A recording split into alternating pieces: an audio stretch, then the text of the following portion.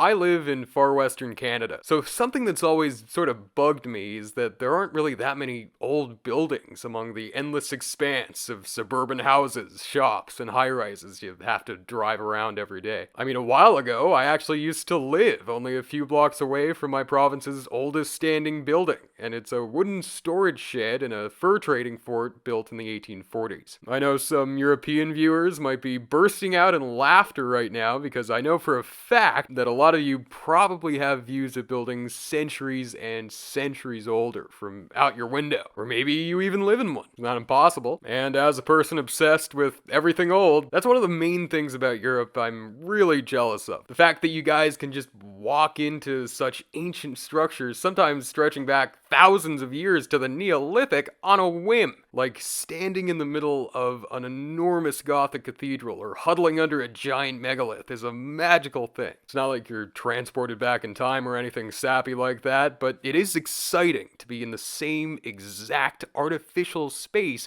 as people from countless generations ago, who lived in completely different worlds. It's like the building is an out-of-place cameo in the modern landscape, which is often pretty dreary in comparison, but as soon as you go inside it, you're the one out of place, making a tiny out-of-place cameo in a story way bigger and way older than yours, a story that's been here much longer than you have, and that will in all likelihood continue to be here long after you've gone. So that all got me thinking, what are the oldest buildings on the planet that you can actually just walk into still? I could just drone on about the absolute oldest Stone Age buildings in the world, in the Levant and Europe, because the answer is somewhat cut and dry, but where's the fun in that? Instead, I want to go country by country to see what each individual nation's oldest building is, because they all tell wildly different stories that are really unique to themselves. And I've found that the real oldest building in these countries is usually completely different to one that a quick Google search will show you. But I do have some criteria. For a building to have the honor and distinction of being its country's oldest, it can't be in complete ruins, like most ancient structures. You have to actually be able to walk into it, to stand or at least crouch in the shade of what's hopefully an original roof, because if it's got walls and a roof, it's a proper building. If it doesn't, no. And no rock-cut tombs. It has to be an artificial standing structure, but I've still packed in a ton of honorable mentions to tell as full a story as I possibly can. And this isn't one of my bog-standard icebergs either. I'm not going to start with the most well-known buildings until I eventually make my way to the most obscure, because instead, I'm going country by country, alphabetically, since I find that that's a way more interesting and rewarding approach. But I will still keep track of how well-known these old buildings seem to be, and I'll reveal my rankings at the end. But bear in mind, this thing's far from complete. So without further ado, let's begin.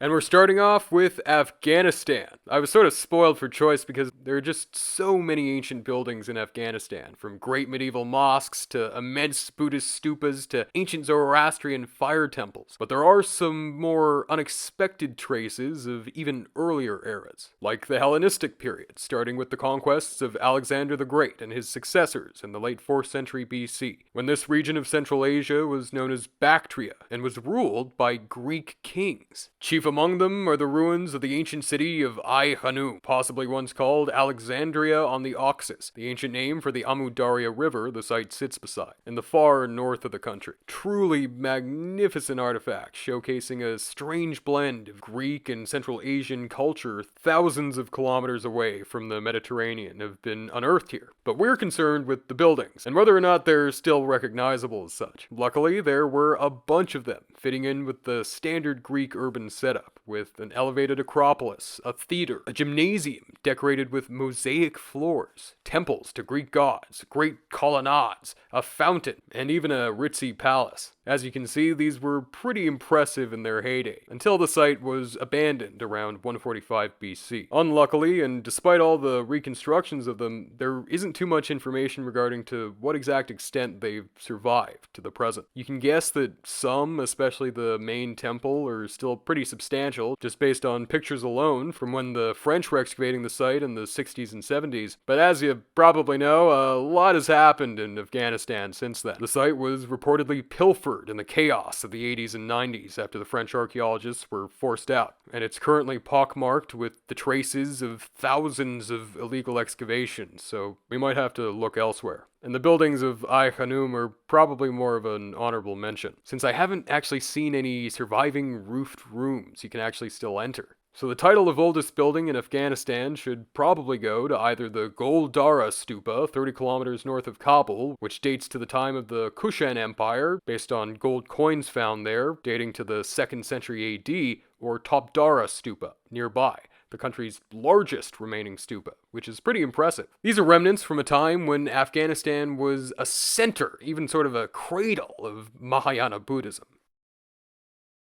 Ah, lovely Albania. I haven't told many people this, but I used to be obsessed with this place, and I'm still not totally sure why, though it makes sense. There's just so much to its history. From a deranged, bunker-addicted dictator to the world's most nicotine-addicted king to the legendary hero Skanderbeg. There's a lot to just the country's recent history, but there's also a lot to its medieval and ancient history, too. The first buildings I thought of when wondering what Albania's oldest building could be was a little mosaic-covered grotto I had seen among pictures of the great Roman and Byzantine port city of Dyrrhachium, now the modern city of Durrës, on the Adriatic coast. I then found out that these mosaics are part of an early Byzantine chapel, likely dedicated to Saint Asti or Astius, the city's first bishop, who was martyred there at the end of the 1st century, which makes sense because the chapel was built right on part of the grandstands of the city's ancient amphitheater, thought to date to around that time, the reign of Emperor Trajan, though it was remodeled later after an earthquake in 346 AD, before eventually gladiatorial fights stopped there completely in the late 4th or 5th or even 6th centuries AD when tastes changed. Durrës also features late antique or early Byzantine defensive walls, which also remain largely intact. But regardless, the amphitheater is probably older, and it has some pretty amazingly intact stairwells and interior passageways. Maybe because it was eventually forgotten under an array of Ottoman houses before being rediscovered by Albanian archaeologists in 1966. But Dyrrhachium is just one of many ancient cities that once sprang up in ancient Albania, made up by a combination of Illyrians, Greeks, and Romans. Like at one place called Apollonia, further to the south, there's amazingly an even earlier, beautifully decorated Roman building from the days of the Roman Republic in the late 2nd century BC. It's called the Monument of Aganithetes, and it was an entrance to the Boulaterion, the assembly place of the city's council, opposite its Odeon, though I'm not sure to what degree it's been reconstructed over the years. But moving beyond classical antiquity, there are actually some way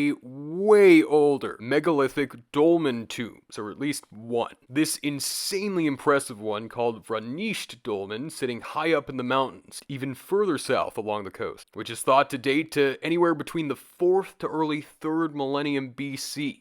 Late in the Neolithic or early in the Bronze Age, like many of the great megaliths in Britain, and the locals have given it some pretty sick names, like this one, Stone in the Sky, or this one, which means Table of the God. And you might say, oh come on, this isn't a building, but hey, I see some walls and a roof, so I'm happy. Let's move on. Oh, and also there are some enigmatic pictographs nearby, painted on cave walls, which might be connected, who knows? Algeria. Algeria is absolutely filled with shockingly intact ancient Roman cities like Jamila, but I wondered if there was anything from before that. At first my mind went to the Phoenicians or the Carthaginians, but unfortunately the only Punic buildings left standing are tombs in Tunisia and Libya. But luckily there is another sort of massive ancient tomb found in Algeria, the great stone tombs of the kings of ancient Numidia and Mauritania, which you might recognize from the history of late Republican Rome, or if you play Rome Total War. The most famous one is the massive mausoleum of King Juba II and Queen Cleopatra Selene II, known locally as the Kubur er Rumiyya, on the coast just west of Algiers. Both of the royals once interred here were very important side characters during Rome's transition to empire. Juba was the Roman client king of both Mauritania and Numidia, and he was a personal friend and ally of Augustus, as well as a prolific scholar who wrote books on history and culture, including something somewhat ironically entitled Roman Archaeology. He even sent an expedition out to the Canary Islands, which he named after the dogs, or Canaria, found there. Apparently it's not named after the bird. And Juba's influential wife, Cleopatra Selene, who appeared on her own coins, was just as interesting, especially since she was the daughter of both Cleopatra, the famous one, and her lover, Mark Antony. But unfortunately, neither of them are actually here anymore. The interior of the tomb consists of a spiraling passage that ends in two big vaulted chambers, where the royal couple were presumably buried, but nothing survives of that, as far as I know. But there's another older Numidian royal tomb, with this same truncated cone layout, much further to the southeast. Its cylindrical base is encircled by badly weathered Doric columns, covered by a possibly Egyptian-style corniche, and it's riddled with bullet holes. Actually, both of the tombs we've talked about are, but regardless, there's debate over when exactly this thing dates to, with some saying it belongs to King Massinissa, who founded Numidia in the first half of the 2nd century BC, and others say it's from way back in the 4th century BC. Fun fact, Massinissa helped defeat Carthage during the Second Punic War, but that didn't stop his Carthaginian wife from drinking poison to avoid being triumphed in Rome. Weird story. Anyways, you can apparently enter this tomb too, since a hidden passage that was once blocked up leads to a burial chamber at the heart of the structure. But unfortunately, those precautions didn't save it from being completely looted of everything that was originally there. But there's yet another building said to be Massinissa's tomb, near Constantia, closer to the coast. Maybe he had two bodies, who knows? But yet again, big prehistoric dolmens knocked the ball out of the park. Some 3,000 to 7,000 of them can be found in eastern Algeria, close to that tomb of Massinissa that's called the Tomb of Massinissa, in a place called the Rocknia Necropolis, again dating to the late Neolithic or Bronze Age, and spanning a 2-kilometer long cliff edge, making it really picturesque. It was excavated in 1868 by a French guy who otherwise just studied mollusks for whatever reason. I have no idea why. But regardless, I think all of these dolmen tombs here are great candidates for being Algeria's oldest building. Andorra. Now, despite how small it is, Andorra is a super underrated country. I got to really like when I was studying it for an as-yet unreleased video on the archaeology of Europe's microstates. There are some absolutely amazing little Romanesque churches here, whose walls are emblazoned with colorful murals, or at least were. A great example is the Church of Santa Coloma, which had these amazing 12th century paintings centered on an 8th century nave. I say had because although both the church and the paintings both still survive, the paintings were removed by Germans and held in Berlin until 2007 when they finally went on display in Andorra again. Which is so weird. Andorra is one of the only countries in Europe the Germans haven't occupied. And as a whole, Andorra is just filled with a seemingly endless array of other little charming Romanesque churches, also often colorfully decorated with murals, that have either remained partially intact or have been taken elsewhere. An example of the former is Saint Juan de Caselles, and an example of the latter is Saint Miquel de Engolasters, whose paintings have been taken to the National Museum of Catalonia in Barcelona. But regardless, yet again, megalithic stone cists just take the cake. These three tombs, two of which were found intact, are part of a site called La Faixa del Moro, excavated back in the 80s, which likely belongs to one of the first early European farming communities to set up shop in the Pyrenees way back during the Middle Neolithic in the late 5th millennium BC. So these are the oldest buildings in Andorra by a long shot. But I suppose the oldest one you can actually enter is Santa Coloma. Angola. The oldest buildings in Angola are from as early as the 1400s, since it seems that the two top contenders are both remnants of early Portuguese involvement with the Kingdom of Congo, which despite its name was largely centered on northern Angola, with its capital at a place called Umbanza Congo, or São Salvador, to the Portuguese. The Portuguese managed to convert the king, who they called João I, around 1491, and so they built the Cathedral of the Holy Savior of Congo in the capital that same year. It's known locally officially as Kulumbimbi, and it's said to be the oldest Catholic church in all of sub-Saharan Africa. But only 4 years later, Joao wound up converting back to his original religion because Christianity wouldn't let him have multiple wives, a political necessity for him. But his son Afonso I was way more devout and expanded the church around 1534. It was then burnt down around 1570 when a group of fierce foreign warriors known as the Jagas temporarily captured the city, so it had to be rebuilt. It was then finally abandoned in the late 17th century after being destroyed in a civil war. Also, interestingly, it's possible that a number of Congo's kings, semi-mummified by being smoked over a fire, still lie buried underneath it to this day. And I should also mention that the capital, Luanda, also has a pretty sick 16th century fortress rising above it, called the Fortaleza de São Miguel.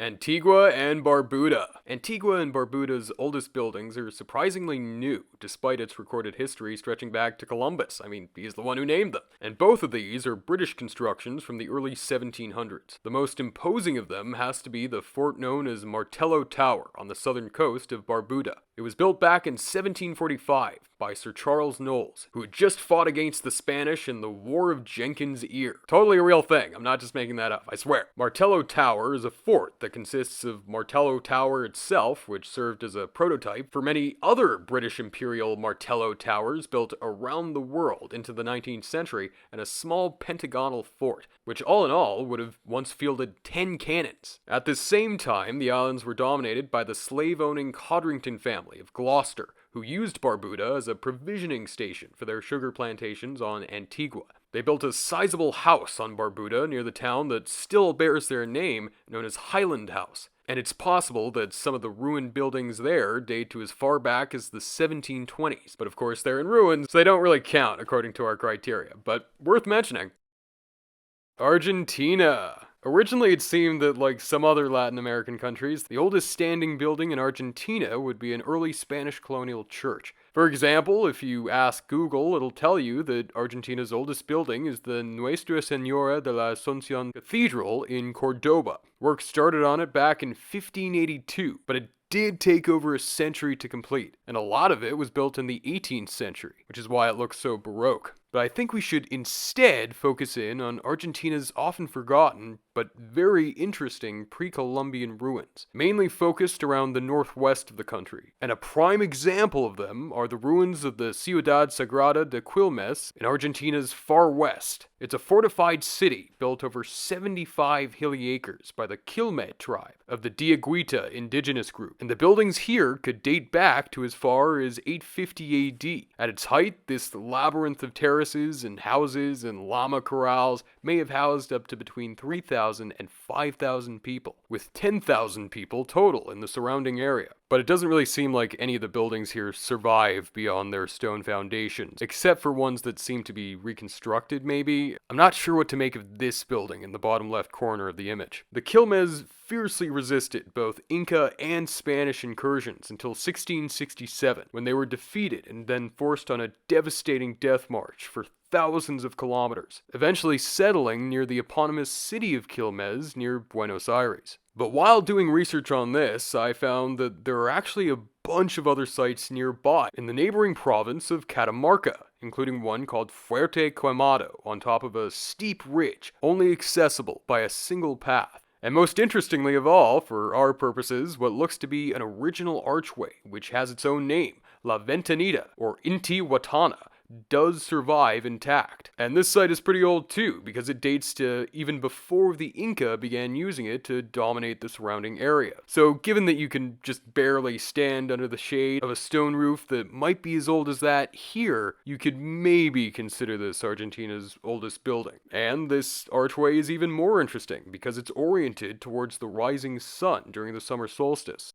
But on top of that, there is also the massive site of Xincal de Quimeville, a major regional center built by the Inca between 1457 and 1536. Now, this site preserves a bunch of imposing buildings, including some that have been called calancas, which have been variously identified as communal homes or barracks or storage rooms. Many of these still feature intact doorways, though the perishable roofs of the rooms they once led to were gone. But if we do count La Ventanita, these must count count for something too. I can't be that unfair. The site also features what you could maybe call pseudo-pyramids. They're natural hills, but the Inca built giant staircases into them so they could be used as altars. And then after the Inca Empire fell, the site was reused by both the Spanish and then the native Calchaquí people as military bases. And in that order, before finally, as a result of that, the site was permanently destroyed in 1636 by the Spanish.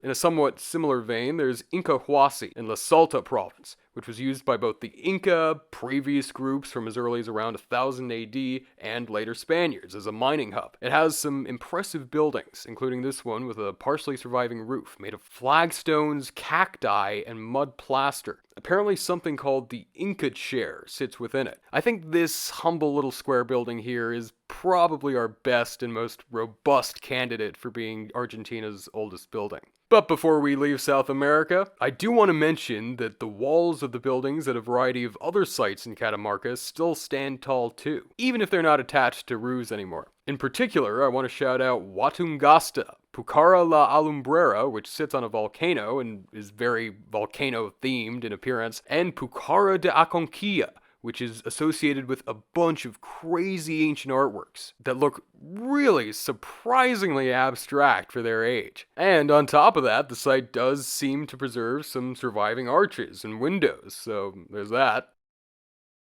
Armenia. Armenia has a super long history, so this is a bit hard. Let's start off with one of the most famous ancient monuments in Armenia, the ancient and typically Greco-Roman basalt temple of Garni, just east of Yerevan, built in the latter half of the 1st century AD by the Armenian king Tiridates I, probably after he made peace with his one-time enemy Rome under Nero, and it was likely dedicated to the sun god Mithras, though its date and function are still debated, and it may have been a royal mausoleum. It stands near the ruins of one of Tiridates' palaces, and they're all perched on top of some very picturesque hills. If you look closely, you might notice that its stones look a bit incongruous, and that's because it was pieced back together from 1969 to 75 under Soviet rule after completely collapsing during a big earthquake in 1679 that also tore down a number of other ancient churches. So let's go back a bit further. I have to give an honorable mention to Erebuni Fortress in Yerevan itself, which was built all the way back in the 7th to 8th centuries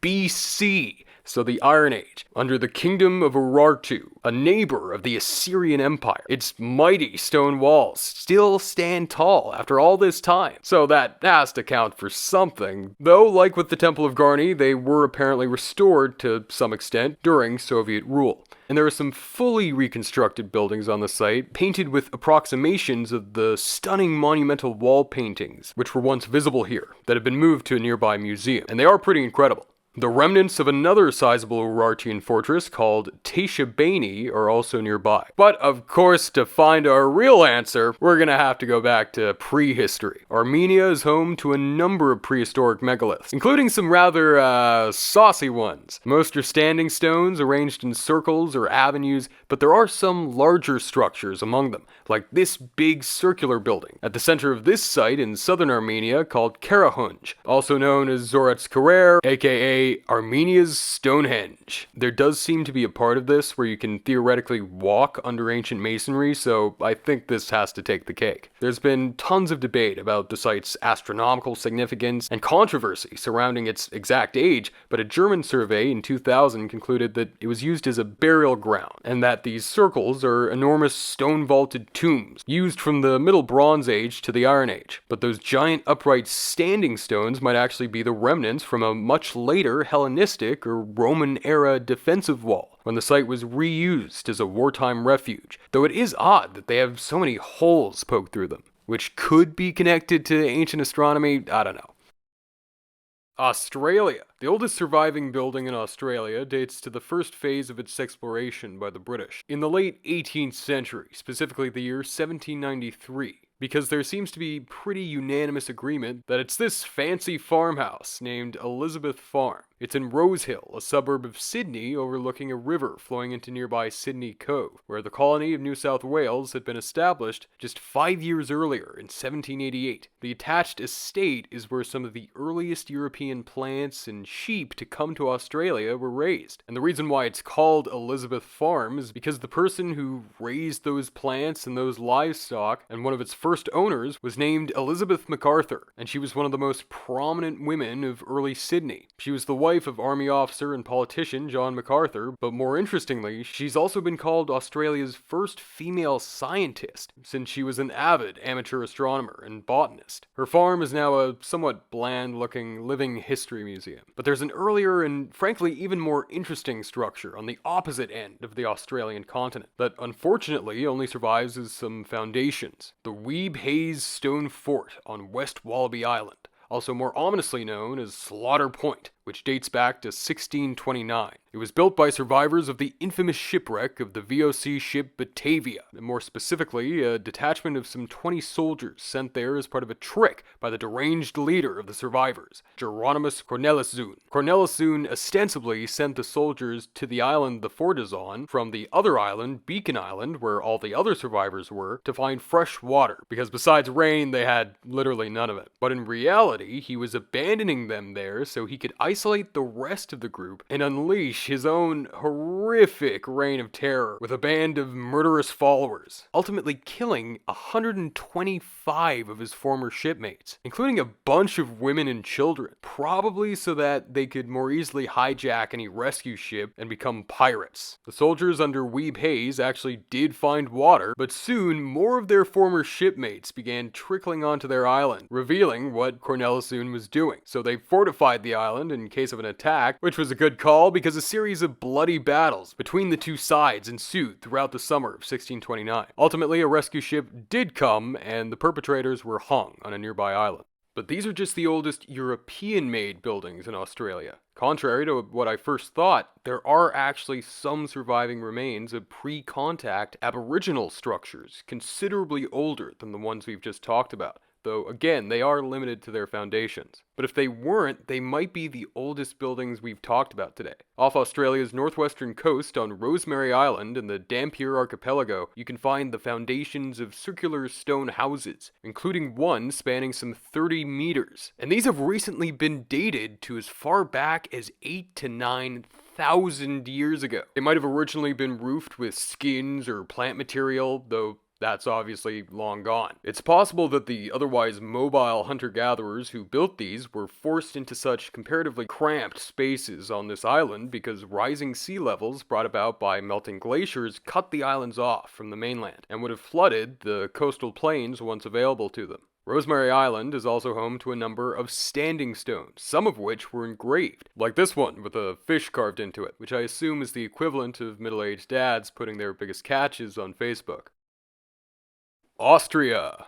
Okay, finally, the first country I've actually been to myself. I suspected that the oldest building here would probably be Roman, since Vienna itself contains some visible Roman ruins, just outside the Hofburg, sort of mixed in with Renaissance stuff. But I was shocked to learn that a whole Roman tower survives in pretty great shape in the town of Tulln, sitting on the Danube just northwest of Vienna, which makes sense since it was once a cavalry camp on the Danube limes named Commaginus, or Commagena. The sources aren't too clear on that. And their fancy Roman tower dates to approximately 370 AD, during the reign of the soldier emperor Valentinian I, and while the threat of Germanic barbarians loomed over the empire. So it has 2.6 meter thick walls of stone and brick to match. But of course, this one tower, unfortunately, could not stop the fall of Rome, or at least the Western Roman Empire. And according to the Christian writer Eugipius, in his account of the life of Saint Severinus of Noricum from the late 5th century, entering the city was a challenge for him because it was occupied by a troop of barbarians, though they did still live alongside Romans. And long afterwards, in the Middle Ages, the tower was reused to store salt, so it became known as the Salzturm. Unfortunately, the roof of the tower isn't original,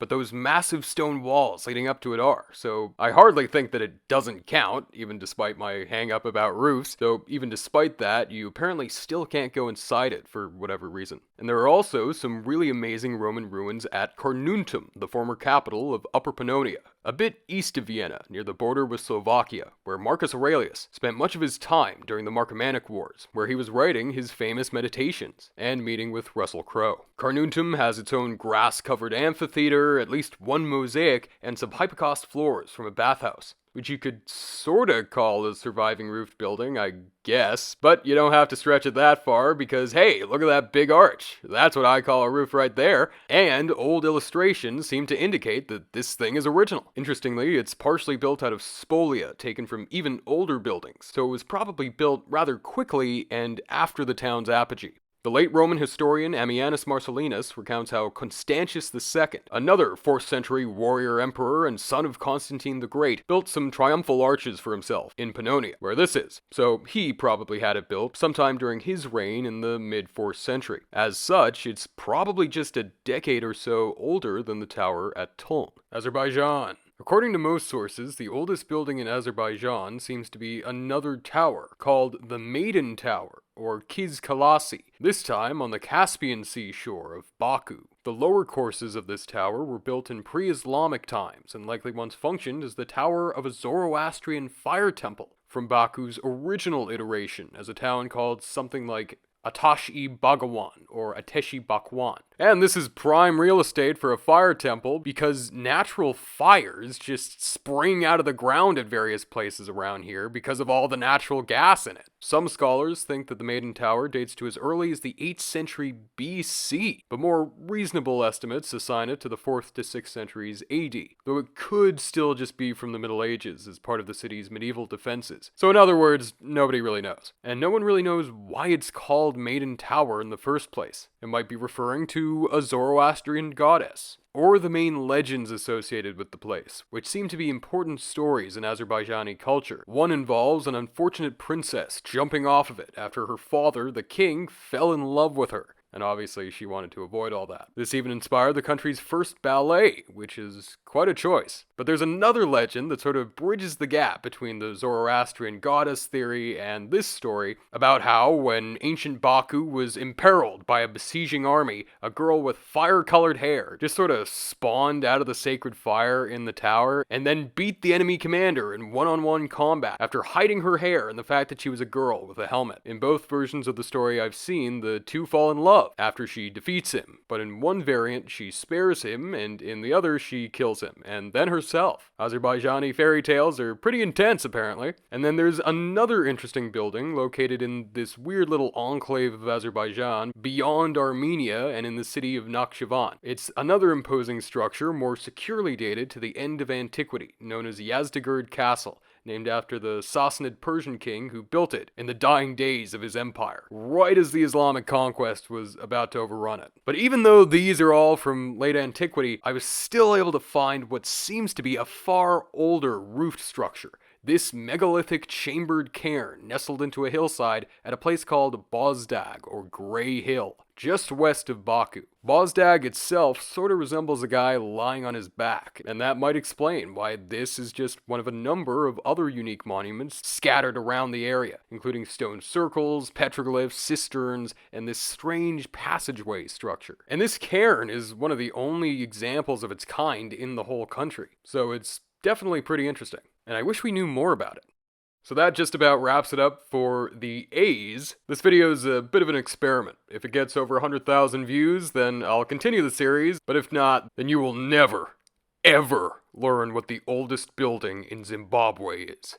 Never. But regardless, here's the actual rankings I have of these buildings' obscurity or lack thereof, with places like Australia and Azerbaijan at the top, because Australia is a very large and populous country, and because the Maiden Tower in Azerbaijan is literally on their money. So at least over there, it's a bit of a big deal. And in other news, my big pyramid video is still coming. I thought I'd be releasing it around now, but it was becoming a bit of a slog. And this was a bit more fun to research, just because of how randomized it is. It is on its way though, and I am very, very excited to show you the 3D animations that have been made to depict the Giza Plateau. They were made by an incredibly talented professional artist, and they're genuinely documentary quality, so I can't wait to show them to you.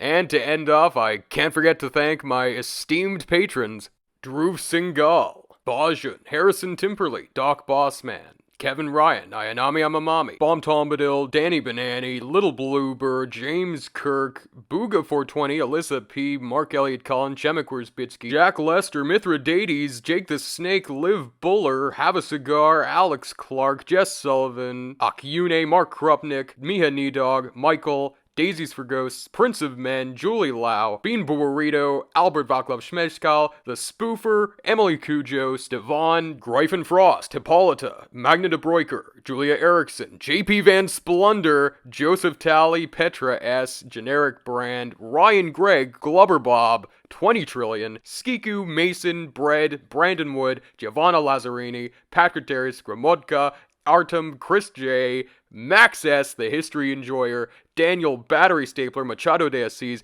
Menda Pruska, Alex Palchicchio, Lazy Ram, Weston Van Diver, Board Lord, It's Premium, Yog, Jane Geeky, Theodore, Ice, Kate Dalgleish, Cameron Llewellyn, Lori Weeks, Brett O, CJ Carrera, Trico, Kevin Chachowski, Alco, Nigel, Freddie Fazbear, Artil, Aspergirl, Dr. Kickass, Brandon Thint, DJ Panda Bear 52, and our newest patrons, Nonprofit Prophet, Umar, Yes and No, Rebecca Baker, Bone Gut, and Rainey Porterfield, and Toby, as well as Eggworld 3D. You can tell I did not have this very well prepared. But anyways, see you in the next video. Goodbye.